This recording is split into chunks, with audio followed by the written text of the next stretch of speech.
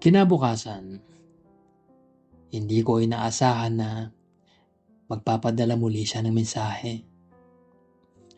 Kala ko kasi ay hanggang doon na lamang ang nangyari kagabi. Ngunit doon ko napagtanto na si Mr. Manager pala ay seryoso at handa sa ganitong uri ng ugnayan. Nagpatuloy ang aming palitan ng text hanggang sa ipahayag niya ang kagustuhan niyang magkita kami ng personal. Saktong umuwi na rin ang aking kapatid, kaya binigyan ko siya ng direksyon patungo sa aking tinutuluyan. Nang mag-text siya na nasa malapit na kanto na siya, nakaramdam ako ng kakonting kaba at pananabik. Nagayos ako ng sarili, isinuot ang paborito kong itim na tank top at short at lumabas upang salubungin siya. Nang pumarada ang kanyang sasakyan at kumaway siya, nakita ko ang kanyang itsura.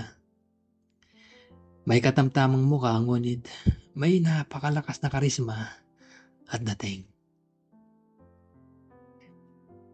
Inanyayahan niya akong lumabas muna para mag-usap at uminom ng kaunti. Ngunit pinapasok ko muna siya sa loob ng aking kwarto dahil nais ko ring magpalit ng damit. Habang lulan kami ng kanyang sasakyan, tahimik ang paligid dahil pareho kaming nakakaramdam ng kaunting hiya. Madalas ko siyang nahuhuling nakatitig sa akin. Nang huminto ang sasakyan, hinawakan niya ng aking kamay at sinabing, "Ang cute mo pala sa personal.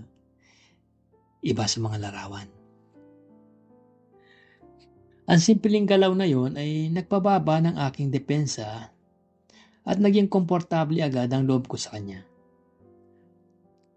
Naghanap kami ng tahimik na lugar kung saan kami umorder ng 2 bote ng inumin upang magsilbing pampalakas ng loob. Habang nagkukwentuhan, naging tapat siya sa akin. Sinabi niyang may asawa na siya at anak na nasa malayo. At may nakaraan din siyang karanasan sa Maynila. Para sa akin, walang problema yun dahil ang tingin ko sa aming ugnayan nung una ay isang simpleng pagpapakawala lamang ng emosyon na walang anumang pananagutan. Oh dear Kuya Allen, Dear Kuya